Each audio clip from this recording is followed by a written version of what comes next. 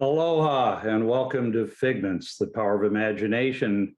I hope you had a great Thanksgiving. I want to wish a happy Hanukkah to our viewers and say that I had a great Thanksgiving with my family and we have a lot to be thankful for. That said, today's topic is kind of a heavy one, but it's worth talking about because you can't just wish problems in the world away. And hopefully this one will be a topic that our viewers, especially those in Hawaii, but elsewhere as well, find thought-provoking and maybe inspiring to take some action. And I'll give some examples of that in a bit, because today we're going to talk about imagining Hawaii during a China-Taiwan conflict, and a little more elaborations coming. But first, I have to introduce my guest and great friend, Colonel retired U.S. Air Force Ed Hawkins. Aloha, Ed.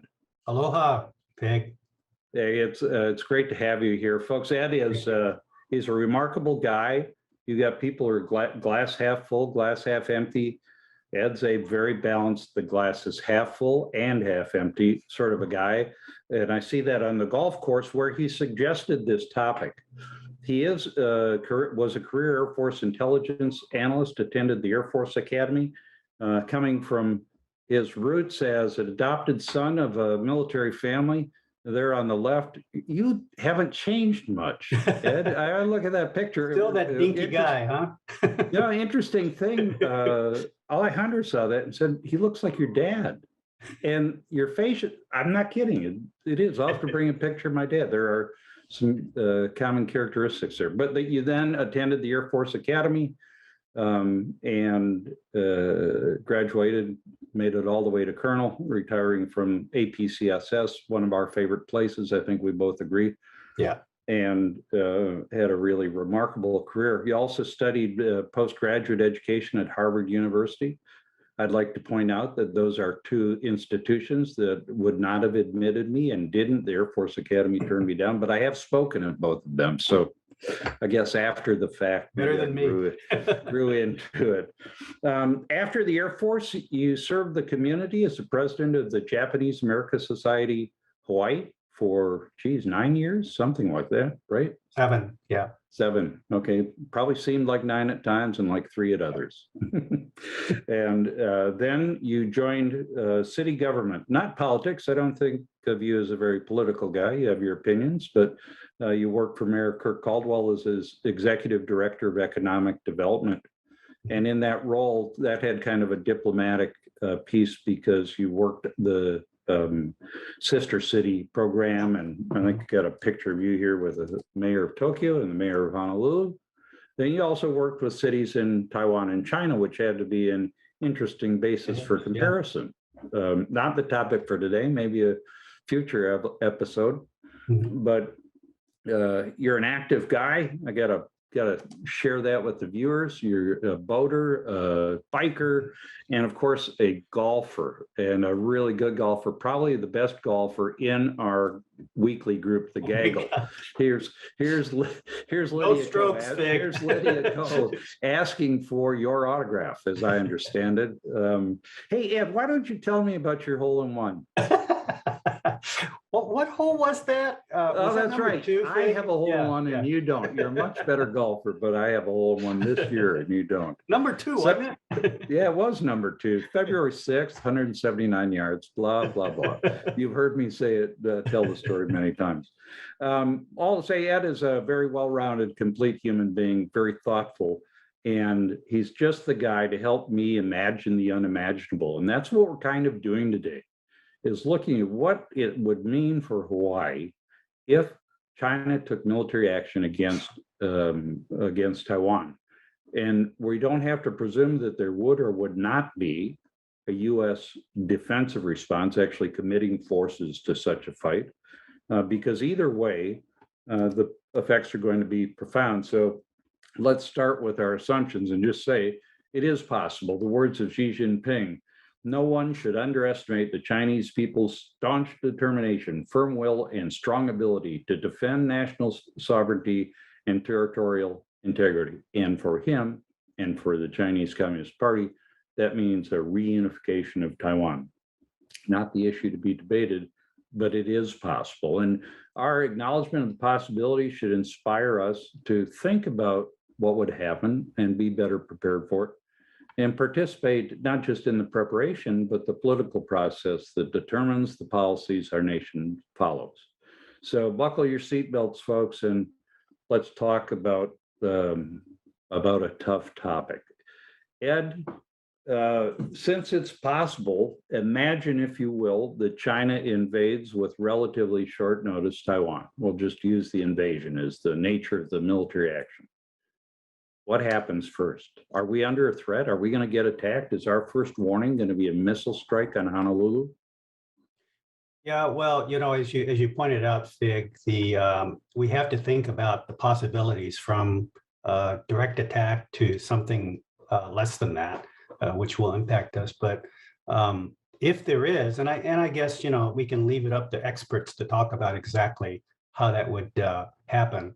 But there is a possibility. It could be a fait accompli. It's not too far away.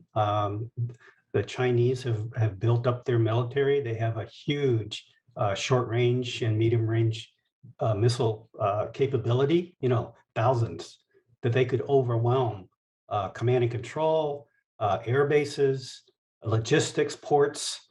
They could have saboteurs and agents already in place. There are things that they could do that we might be faced with a fait accompli. I hope that doesn't happen, but the possibility is there. The capability of the Chinese are significant. Yeah, I agree. And our purpose, as we talked about before the show, is not to scare folks. It's to just make them think about this and recognize the importance, especially of deterrence. And in my mind, I'm most concerned about the advances in Chinese missile and nuclear weapon capability. They're growing their nuclear arsenal from 200-ish to 1,000. And here in Hawaii, Fig, the odds of a direct attack is not high. I don't think it's high. That even if there was a conflict, extension of conflict to the rest of the United States. Of course, Guam is part of the United States, and that's very close. And you might talk about that later. We have, as you know, bases in Japan. We have relationships with Philippines, with Australia. So they are within, and Korea. So they're within range or areas that could be involved in some sort of a conflict. But direct attack on Hawaii, I think most experts would agree that it's unlikely, but miscalculations, those things could happen.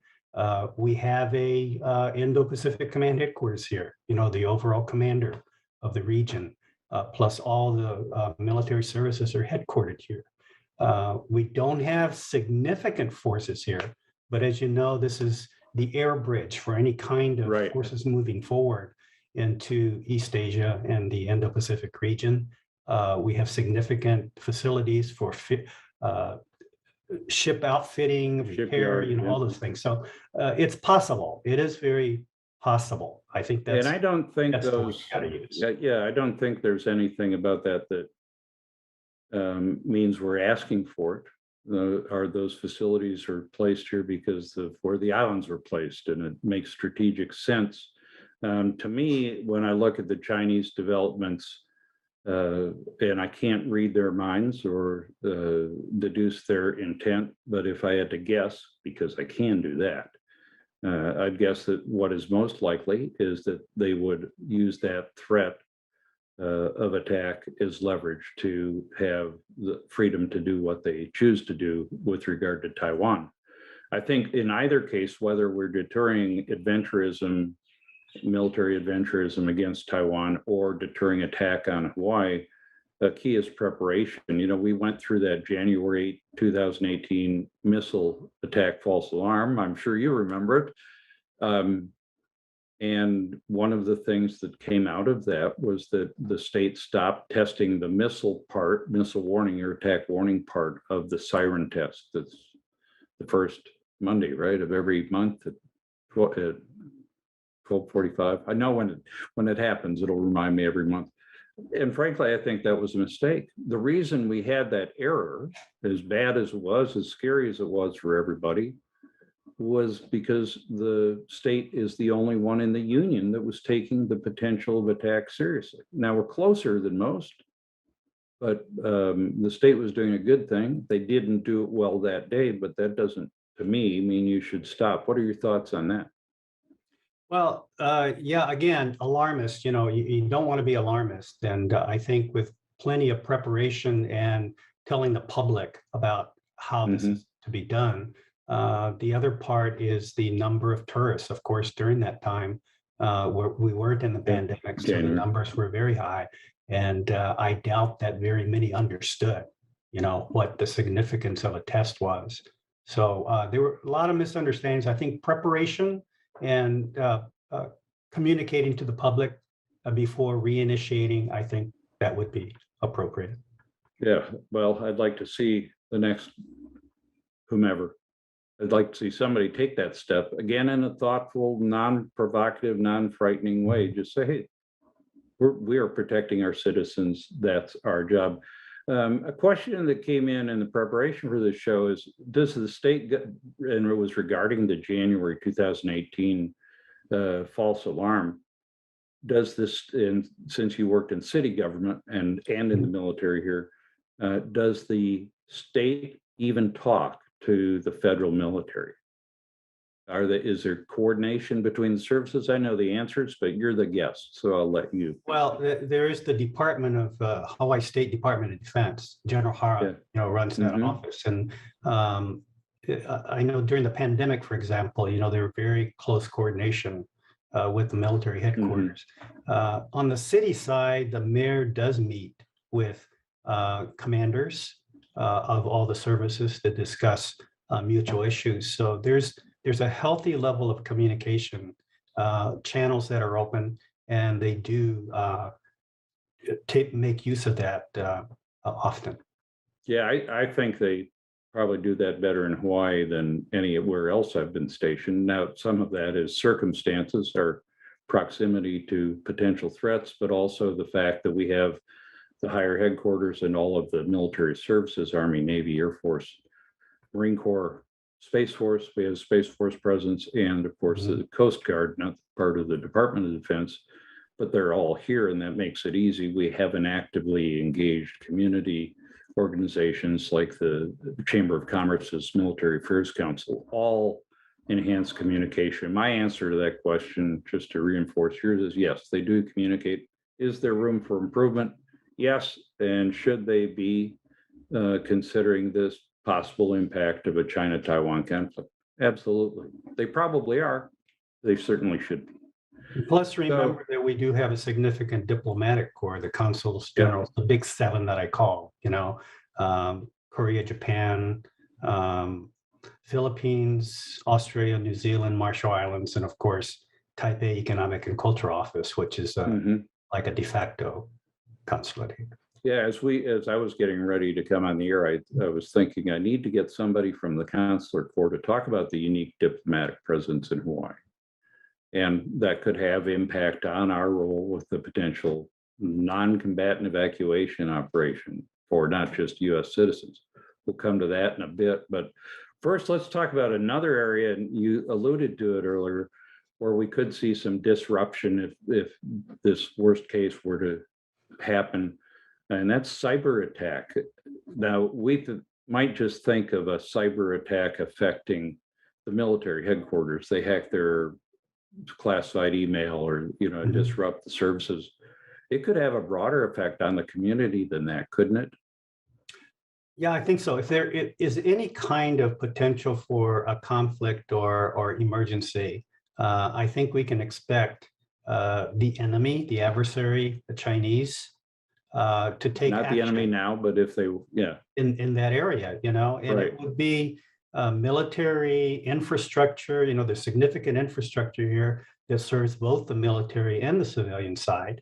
We can expect, I think, maybe not a direct heart attack on the targets here, but there could be agents and provocateurs that are here, acting, and they may be trying to affect some of the logistics and the communications systems that support all of our daily lives. So I think it's a possibility. We just need. And it could touch daily life in an insidious way. You might see misinformation campaigns, as we've seen from foreign operatives in the past, Yes. trying to foment panic or some other reaction that they think would serve their purposes.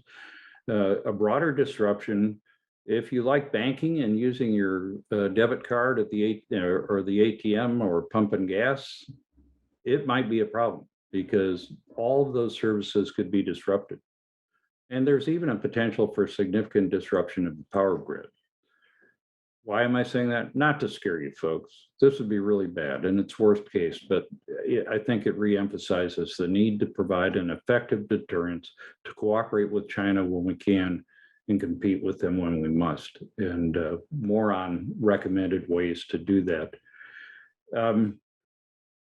Here's a really tough one. You know, when the Japanese attacked Pearl Harbor on December 7th, 1941, neither you nor I were on active duty yet, just to keep that clear with the audience. The islands were placed within hours under martial law and stayed under martial law until October 1944. And folks, if you think that COVID restrictions are onerous, you ain't seen nothing yet compared to martial law. Ed, do you think Hawaii would be under martial law if there was a conflict on Taiwan? Well, like I said previously, the chances of a direct attack here. But even if there weren't a direct attack, if there were significant agents, provocateurs, there was disruption and just a need to maintain order, do you think that's an option in 2021?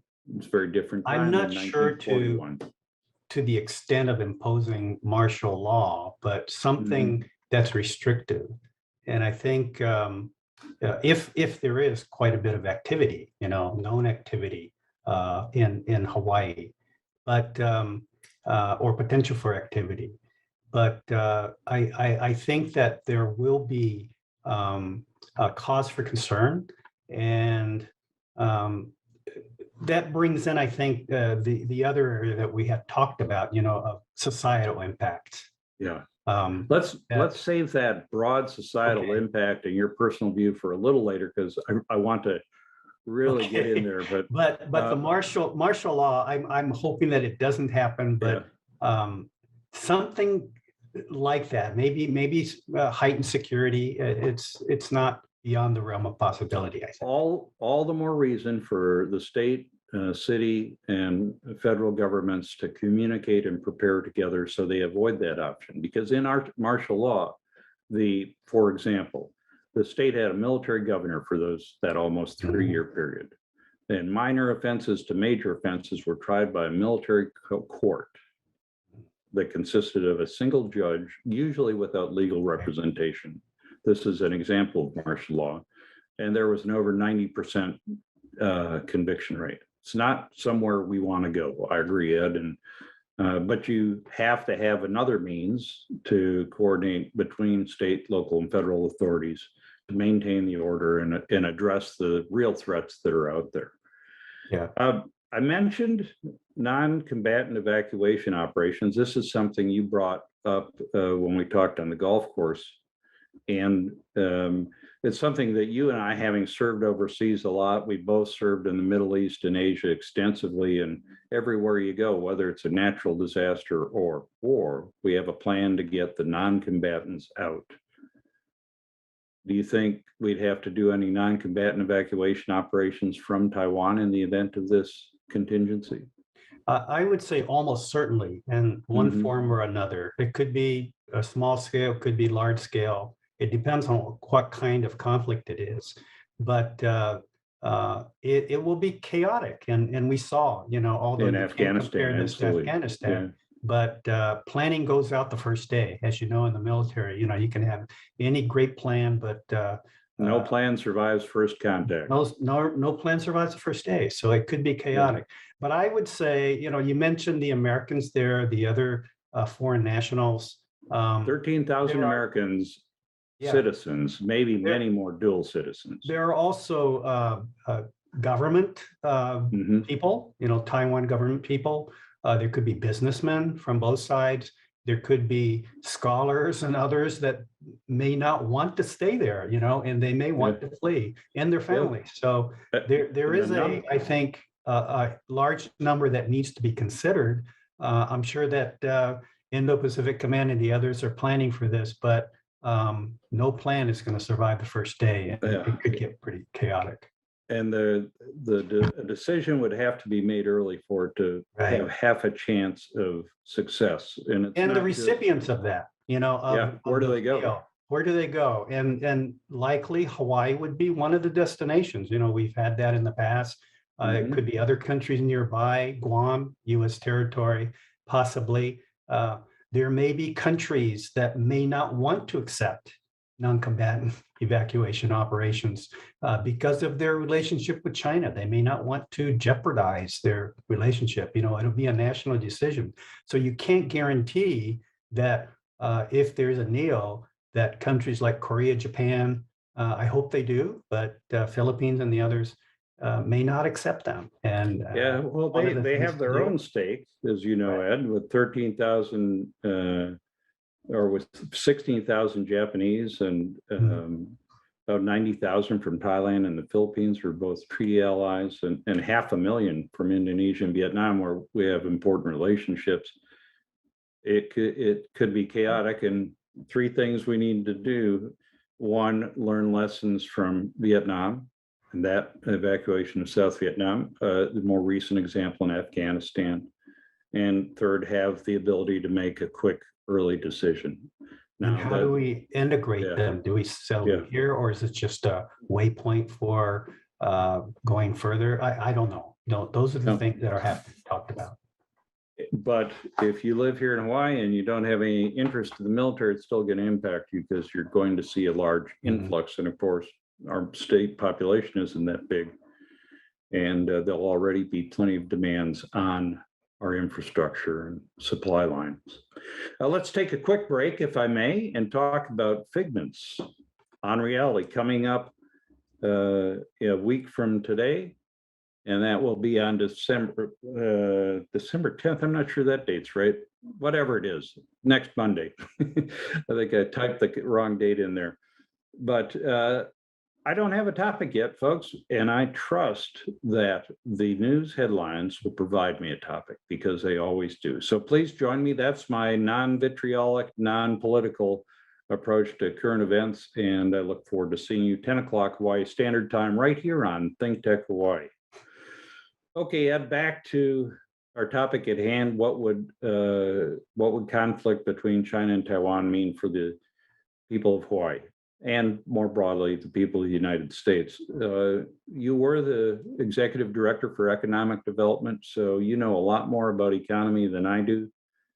Tell me what you think would be the economic impact, and maybe compare it to the economic impact of COVID.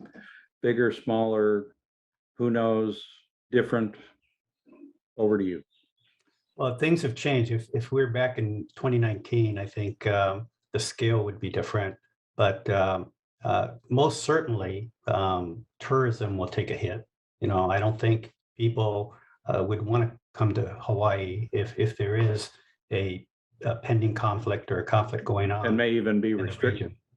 Yes. So that's we've seen that at the beginning of COVID. We may return to something similar to that. Businesses will be hit hard, definitely. I think the other part that we should be concerned about is the trade with China. It's a huge economic activity. I was during, you mentioned I was with the mayor's office, and I had a chance to go to China a couple of times and Taiwan once, but I visited a place south of Beijing called Zhejiang, which is one of their claims to fame is the home of the Shaolin Kung Fu warriors. So we were bringing them over for the Halloween festival, and we had it all in place before COVID hit. We hope to get them back again. But one of the things I learned that Zhejiang region they manufacture 70% of all the iPhones sold to the world. So, those kinds of impacts overall to the United States and to the world in general will happen. And that's just one area. And looking Right. at Hawaii itself, although the trade goods traded with China between Hawaii and China is about 10% of the annual product, gross annual product. So it's not hugely, it's not a very high percentage, but still significant impact. And the impact will hit hardest, I think, on the Chinese American community that have business and familiar relationships Right. with mainland, and it's not Taiwan as much as the mainland, especially the coastal provinces where their families, their ancestors came from. So it's going to hit them quite hard. Yeah, and I think, would just go ahead. yeah. So it's really like a double whammy, that overall economy and then the specific Chinese American community and the businesses that they have in China. In the housing market, a lot of Chinese investment in the Hawaii housing market, all of those are concerns. But one thing that concerns you and I, who both love Hawaii and love what is special about Hawaii and makes us the Aloha state, is the effect on the community and the friction, potential friction, bias, discrimination, reprisal against Chinese or Chinese American communities. As an Asian American, how do you look at that? How does that make you think and feel? Well, that's one of the ugly parts of America, isn't it? Now in Hawaii, we're very fortunate. You and I have been around the world, and I don't think there's anywhere else in the world that people get along. Different cultures get along so well as here. We're very fortunate. But looking back into history, there is a history of this discrimination rising up. What we misdirected patriotism that you mentioned. Yeah, misdirected patriotism, People think that aggression, by going after people that look dissimilar or similar to the enemy or the adversary is a sign of patriotism, and we've seen where that leads. So I think we need to be very conscious of that. And one of the things that I think that state and city need to do is to reassure our Chinese American community, they're citizens, they're patriotic, that recriminations against them will not be tolerated, and just be conscious of that.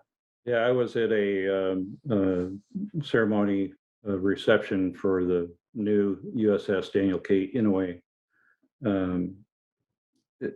naval ship that's being commissioned on the 8th of December and home ported Pearl Harbor. And the line that sticks with me is the Japanese Americans had to fight to get the opportunity to fight for our country because they were classified as enemy aliens, 4C classification.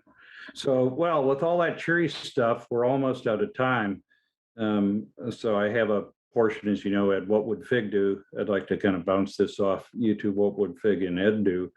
The first thing I'd do is have discussions that recognize that in the event of such a conflict, we need to retain who we are, not just as Americans, but as residents of the Aloha Strait.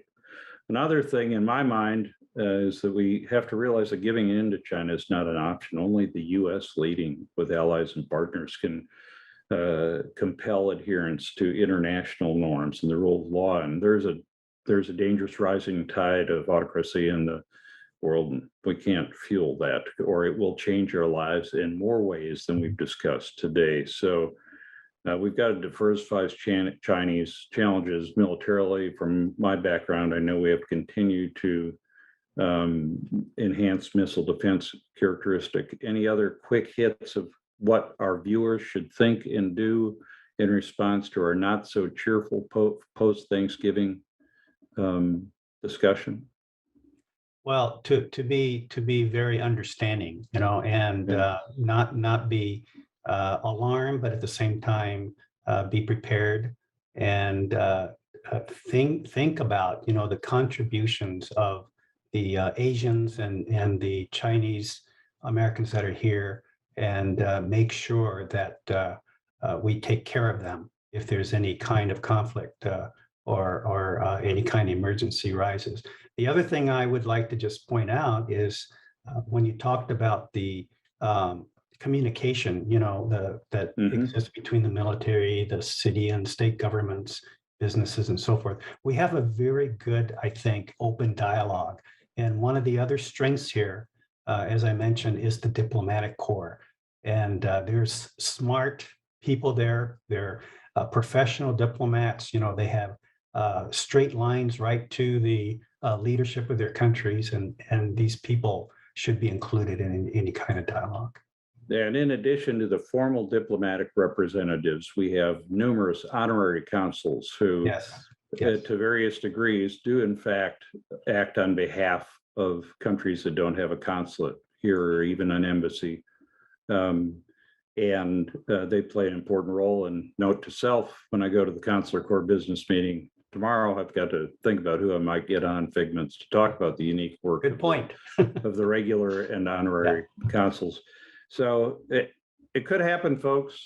We shouldn't build our lives around it, but we ought to think about it, because the better prepared we are as a community and as a country, the less likely such a circumstance will be. And that's the purpose of this discussion. So thanks for joining us for that. I'd like to thank ThinkTech Hawaii, who allows me to put on both Figments, The Power of Imagination, and Figments on Reality. And remember, they're a 501(c) or something like that, nonprofit corporation, and they need your support. And it's a good time to donate, because I'm very thankful for the fact that they enable us citizen journalists to express ourselves. Colonel Ed Hawkins, U.S. Air Force retired. Thanks so much, brother. I'll see you on the golf course. Thanks, your Fig, insight and is thanks, always ThinkTech. valuable. Appreciate it. Enjoy it. Aloha. Aloha.